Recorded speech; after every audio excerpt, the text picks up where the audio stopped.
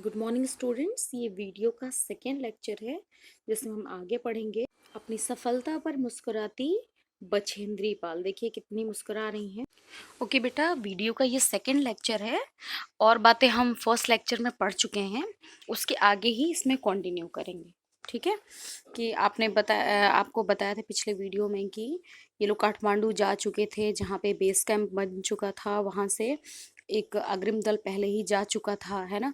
और वहाँ पे पहुँच के लेखिका ने एक बर्फ का फूल देखा, जब आसपास पूछा तो पता चला कि वहाँ पे 150 किलोमीटर की गति से जो हवा चल रही है उसी से ये बर्फ के टुकड़े उड़ रहे हैं और वो देखने में एक ध्वज के समान लग रहे हैं। ठीक है, आगे पढ़ते हैं। 26 मार्च को अभियान दल पेरिस पहुंचा तो इन्हें बर्फ के खिसकने से हुई शेरपा कुली की मृत्यु का समाचार मिला। ठीक, 26 मार्च को जब ये लोग पहुंचे पेरिस तो उन्हें पता चला कि बर्फ के खिसकने से किसी शेरपा कुली की मृत्यु हो चुकी है। हिमपात के समय बर्फ के खंड बेतरतीब गिरते हैं, मतलब अस्त व्यस्त रूप से गिरते हैं, है ना। हिमपात का अर्थ क्या होता है? ऐसा नहीं होता कि कुछ टुकड़े एक ही साइज के गिरेंगे, है ना। कोई बहुत बड़ा साइज का गिर सकता है, छोटा भी गिर सकता है। बेतरतीब यानी जिसका कोई पैटर्न ना हो। और ग्लेशियर के बहने से बड़ी बड़ी चट्टानें फौरन गिर जाती है। ठीक है, जैसे आप जानते हैं कि ग्लोबल वार्मिंग जैसे जैसे बढ़ रहा है, क्या हो रहा है, ग्लेशियर्स पिघल रहे हैं और उस स्थिति में बड़े बड़े जो चट्टान हैं वो भी गिर जा रहे हैं। ऐसे में धरती पर दरारें पड़ जाने से खतरनाक स्थिति बन जाती है, क्योंकि देखिए धरती पे दरार पड़ती है तो थोड़ी दूर दरार पड़ सकती है ना। लेकिन बर्फ में जब दरार पड़ेगी, गैप आएगा तो उसमें हवा जाएगी और वो क्या होता है, धीरे धीरे बहुत बड़ा गैप बन जाता है। दूसरे दिन वे अपना अधिकांश सामान हिमपात के आधे रास्ते तक ले गए और डॉक्टर मीनू मेहता से इन्होंने एल्यूमिनियम की सीढ़ियों से अस्थायी पुल बनाना, रस्सियों का उपयोग करना, बर्फ की आड़ी तिरछी दीवारों पर रस्सी बांधना आदि सीखा। ठीक है, क्योंकि वहां पे देखिए पूरी टीम तो जाएगी नहीं, तो कुछ चीजें आपको खुद ही सीखनी पड़ेगी, क्योंकि जब आप चढ़ाई करेंगे तो परिस्थितियां बहुत ही डामाडोल हो सकती हैं, विपरीत हो सकती हैं। तो आपको इतना सब कुछ आना चाहिए कि आप अपनी चढ़ाई को कंटिन्यू रख सके। तीसरे दिन रीता गोम्बू के साथ लेखिका ने हिमपात से कैंप तक सामान लेकर चढ़ाई की। बेस कैंप को सूचना देने के लिए इनके पास वॉकी टॉकी थी, जिससे इन्होंने कर्नल खुल्लर को अपने कैंप पर पहुंचने की सूचना दी। अगर वॉकी टॉकी ना हो तो पता ही नहीं चलेगा कि कौन कहाँ है ना। अंगदोर्जी, लोपसांग और गगन बिस्सा, ठीक, ये सब इंसानों के नाम है। ठीक है, कई बार बच्चे कंफ्यूज हो जाते हैं ये नाम किसके हैं, है ना।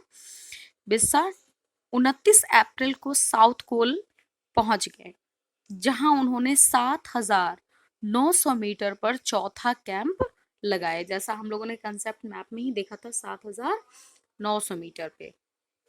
जब अप्रैल में लेखिका बेस कैंप में थी तो तेनजिंग अपनी सबसे छोटी पुत्री डेकी के साथ इनके पास आए थे तथा इन्होंने दल के प्रत्येक सदस्य के साथ बात भी की थी। तेनजिंग जो पहले भी चढ़ चुके थे, एवरेस्ट की चढ़ाई कर चुके थे, तो वो अपनी बेटी को भी लेकर वहां पे आए थे और लेखिका से बात भी की और लोगों से भी बात की। लेखिका ने जब स्वयं को पर्वतारोहण में नौसिखिया बताया। नौसिखिया मतलब क्या होता है? ऐसा काम जिसको आपने नया नया ही सीखा हो, तुरंत सीखा हो। तो उन्होंने लेखिका के कंधों पर अपना हाथ रखकर कहा कि वह एक पर्वतीय लड़की है, इसलिए पहले ही प्रयास में एवरेस्ट के शिखर पर पहुंच जाएगी। अब देखिए कोई आपको अगर ये विश्वास दिला दे कि अरे तुम तो ये काम कर ही जाओगे, है ना, ये तो तुम्हारे बाएं हाथ का खेल है, तो क्या होता है, हमारे अंदर एक कॉन्फिडेंस बिल्ड होता है, एक विश्वास पलता है कि हम तो ये कर ही सकते हैं। ऐसे ही जैसे इन्होंने कहा कि तुम तो एक पर्वतीय लड़की हो। पर्वतीय लड़की क्यों कहा? क्योंकि ये रहने वाली पर्वत क्षेत्र की ही थी। ठीक है, कि तुम तो पहली बार में ही एवरेस्ट को फतेह कर लोगी। 15 से 16 मई 1984 को वह बुद्ध पूर्णिमा के दिन लोत्से की बर्फीली सीधी ढलान पर लगाए गए तंबू के कैंप में थी। इसके साथ लोपसांग और ताशारिंग तथा अन्य लोग दूसरे तंबुओं में थे। लेखिका गहरी नींद में सोई हुई थी कि अचानक रात में 12:30 बजे के लगभग उसके सिर के पिछले हिस्से में एक सख्त चीज टकराई, जिससे उसकी नींद खुल गई। है ना, हमने कंसेप्ट मैप में इसका जिक्र किया था कि क्या हुआ था अचानक से। बहुत बड़ा एक हिम पुंज जो था, बहुत बड़ा हिम बर्फ का एक बहुत बड़ा टुकड़ा जो था वो सीधे गिरता हुआ आया था और इनके सिर से टकरा गया था। तभी एक जोरदार धमाका भी हुआ। उसे ऐसा लगा जैसे कोई ठंडी और भारी वस्तु उसे कुचलती हुई जा रही है और सांस लेने में भी कठिनाई होने लगी। अब बहुत भारी बर्फ का टुकड़ा होगा, किसी के ऊपर से गुजरेगा तो सांस लेने में तो तकलीफ होगी ही, है ना, वैसा ही हुआ। यह एक लंबा बर्फ का पिंड था जो इनके कैंप के ठीक ऊपर लोत्से ग्लेशियर से टूटकर इनके ऊपर आ गिरा था। इससे प्रत्येक व्यक्ति को चोट लगी थी।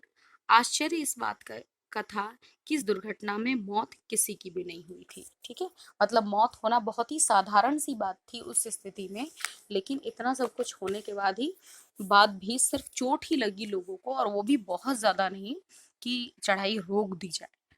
ठीक, और सब लोग सही सलामत रहे। उम्मीद करती हूँ समझ में आ रहा होगा आपको। लोब्सांग ने अपनी स्विस छुरी की मदद से, स्विस छुरी क्या होती है, बर्फ को काटने की एक छुरी होती है। ठीक है, जैसे सब्जी काटने वाली अलग होती है, वैसे नहीं बर्फ को काटने वाली छुरी की मदद से तंबू का रास्ता साफ किया। उन्होंने ही लेखिका को बर्फ की कब्र से खींच कर बाहर निकाला था। ठीक है, अब देखिए बर्फ पिघल करके गिरता है और अचानक से उसमें कोई चीज डाल दोगे तो क्या होगा, वो जमा लेगा अपने अंदर। वैसे ही लेखिका भी जम चुकी थी, है ना। तो क्या क्या उनको खींचकर, लेखिका को खींचकर वहां से बाहर निकाला गया। सुबह तक सुरक्षा दल वाले वहां पहुंच गए। इतनी ऊंचाई पर यह सुरक्षा कार्य सचमुच साहसिक था, है ना, इतनी ऊंचाई पे। ठीक, सभी 9 पुरुष सदस्यों को चोटों तथा हड्डी टूटने के कारण बेस कैंप में भेजना पड़ा, क्योंकि अब वो चढ़ाई तो कर नहीं सकते थे, है ना, क्योंकि हड्डी वड्डी टूट चुकी थी। कर्नल खुल्लर ने बचेंद्री से पूछा कि क्या वह भी वापस जाना चाहेगी। बछेंद्री ने उत्तर दिया नहीं। जैसा कि हम इनके स्वभाव की विशेषताएं पहले ही पढ़ चुके हैं कि बहुत ही साहसी थी, निडर थी। इतना सब कुछ देखने के बाद भी ये वापस जाने के लिए तैयार नहीं थी। साउथ कोल कैंप पहुंचते ही लेखिका ने अपनी महत्वपूर्ण चढ़ाई की तैयारी शुरू कर दी। उसने भोजन, कुकिंग गैस तथा ऑक्सीजन के सिलेंडर एकत्र कर लिए। जय और मीनू पीछे ही रह गए थे। लेखिका इनके लिए एक थर्मस में जूस और दूसरे में गर्म चाय लेकर बर्फीली हवाओं का सामना करते हुए नीचे चल पड़ी। क्यों? ताकि उनको थोड़ा चाय पानी वगैरह दे देंगे तो क्या होगा, उनको चढ़ाई करने में आसानी होगी। पहले उसकी मुलाकात मीनू से, फिर जय से, और अंत में थोड़ा नीचे उतरने पर उसे की मिला। की भी एक व्यक्ति का नाम है यहाँ पे। उसने लेखिका के इस प्रकार आने पर आश्चर्य व्यक्त किया और जूस पीकर उसके साथ चल पड़ा। ठीक, उन्हें लगा कि अरे आपको नीचे नहीं आना चाहिए था। थोड़ी देर बाद साउथ कोल कैंप से लाटू और बिस्सा भी उनसे मिलने नीचे आ गए। बाद में सभी साउथ कोल कैंप में आ गए थे, जो कितने हाइट पे लगाई गई थी, 7900। ठीक है, 7900 मीटर पे। अगले दिन सुबह 4 बजे उठकर लेखिका ने बर्फ पिघलाकर चाय बनाई और बिस्कुट चॉकलेट का नाश्ता कर लगभग 5:30 बजे तंबू से बाहर निकल आई थी। ठीक है, क्योंकि वहां से अब फाइनली चढ़ाई करनी थी। अंगदोरजी तुरंत चढ़ाई शुरू करना चाहता था। एक ही दिन में साउथ कोल से चोटी तक जाना और लौटना बहुत कठिन और मेहनत का कार्य था। अन्य कोई उनके साथ चलने के लिए तैयार नहीं था। सुबह 6:20 पर यह और अंगदोरजी साउथ कोल से निकल पड़े।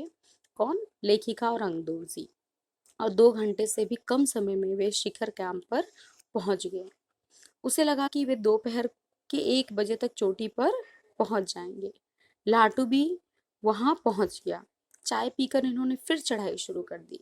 ये नायलॉन की रस्सी के सहारे आगे बढ़ रहे थे। यह 23 मई 1984 का दिन था। दोपहर का 1:07 का समय था। लेखिका इस समय एवरेस्ट की चोटी पर खड़ी थी। ठीक है, यानी अब उन्होंने एवरेस्ट को फतह कर लिया था। वो भारत की प्रथम महिला थी जो इस प्रकार एवरेस्ट की चोटी पर पहुंची थी। वहाँ एक साथ दो व्यक्ति खड़े नहीं हो सकते थे। क्यों? क्योंकि वहाँ पे चोटी पे बहुत कम जगह थी, इसलिए वहाँ पे कोई एक ही व्यक्ति खड़ा हो सकता था। चारों ओर हजारों मीटर लंबी सीधी ढलान थी, है ना, यानी थोड़ा सा भी अगर असावधानी बरता जाए, थोड़ी सी भी असावधानी होगी तो आप बिना मेहनत किए बिल्कुल नीचे पहुंच सकते हैं। ठीक है। इन्होंने बर्फ खोदकर स्वयं को ढंग से खड़ा रखने लायक बनाया। ठीक है, इतनी जगह बनाई कि ताकि ये भी खड़ी रह सके वहां पे। और फिर घुटनों के बल बैठकर बर्फ से अपने माथे को लगाकर सागर माथा के ताज का चुंबन किया। ठीक है। वहीं उसने, किसने, लेखिका ने थैले से दुर्गा माँ का चित्र और हनुमान चालीसा निकालकर लाल कपड़े में लपेटकर इनकी पूजा अर्चना कर बर्फ में दबा दिया, है ना। जैसे हमने पढ़ा था कि ये बहुत ही धार्मिक प्रवृत्ति की थी, तो यहाँ पे क्या किया, इतनी ठंडी जगह पे भी उन्होंने क्या किया, पूजा जरूर की, है ना। और वहाँ पे अपनी एक पहचान छोड़ी अपनी तरफ से, है ना। हनुमान चालीसा और दुर्गा जी की फोटो वहां पे दबा करके वो बर्फ के नीचे चली आई। तभी उसे अपने माता पिता की भी याद आई, है ना। उसने अंगदोर्जी को नमस्कार किया। लेखिका ने उन्हें बिना ऑक्सीजन के एवरेस्ट पर चढ़ने की बधाई दी, है ना। अंगदोर्जी जो थे वो बिना ऑक्सीजन सिलेंडर के ही चढ़ रहे थे। लेखिका तो ऑक्सीजन सिलेंडर के साथ चढ़ रही थी, लेकिन वो बिना ऑक्सीजन के ही चढ़ रहे थे। तो उन्होंने भी लेखिका को गले से लगाकर कहा कि तुमने अच्छी चढ़ाई की, है ना। क्यों? क्योंकि बहुत कम समय में इन्होंने बहुत अच्छे से चढ़ाई कर ली थी। लाटू ने एवरेस्ट पर चारों के पहुंचने की सूचना दल के नेता को दे दी कि सब लोग सही सलामत चोटी पे पहुंच चुके हैं। और ये बहुत खुशी की बात थी, क्योंकि जिस गंतव्य के लिए, जिस लक्ष्य के लिए गए थे, वो लक्ष्य पूरा हो गया था। कर्नल खुल्लर इस सफलता से बहुत प्रसन्न हुए, बहुत खुश हुए, और उन्होंने लेखिका को कहा कि तुम्हारी इस उपलब्धि के लिए मैं तुम्हारे माता पिता को बधाई देना चाहूंगा। अच्छा देखिए, माता पिता को क्यों, चढ़ी तो लेखिका थी ना, लेकिन माता पिता को क्यों? क्योंकि माता पिता ने इस योग्य बनाया, है ना। तो पहले बधाई के पात्र कौन है? माता पिता ही हैं। ठीक। क्योंकि उन्होंने अगर इस काबिल नहीं बनाया होता बछेंद्री पाल को, तो वो चढ़ पाती? बिल्कुल नहीं। ठीक। आपको भी अपने माता पिता पे गर्व होना चाहिए, और आज आप जो भी हैं, जैसे भी हैं, उसके लिए थैंकफुल होना चाहिए अपने पेरेंट्स का। देश को तुम पर गर्व है। इन्होंने कहा कि देश को तुम पर गर्व है। अब तुम ऐसे संसार में वापस जाओगी जो तुम्हें पहले से एकदम भिन्न लगेगा, अलग लगेगा। अच्छा, ऐसा क्यों कहा? देखिए, संसार में बहुत सारे लोग होते हैं, लेकिन किसी के आने जाने से पूरे समाज को फर्क पड़ता है, किसी के आने जाने से किस समाज को कोई फर्क नहीं पड़ता, है ना। यानी जब आप अपनी एक पहचान बना लेते हैं समाज में, है ना, तो आपके रहने और ना रहने से, दोनों ही चीजों से समाज को फर्क पड़ता है। अब यहाँ पे बछेंद्री पाल जो है अपनी एक पहचान बना चुकी हैं, है ना। क्या? कि एवरेस्ट पर एवरेस्ट फतेह करने वाली भारत की प्रथम महिला। ठीक। उम्मीद करती हूँ सब समझ में आ गया होगा। Thank you.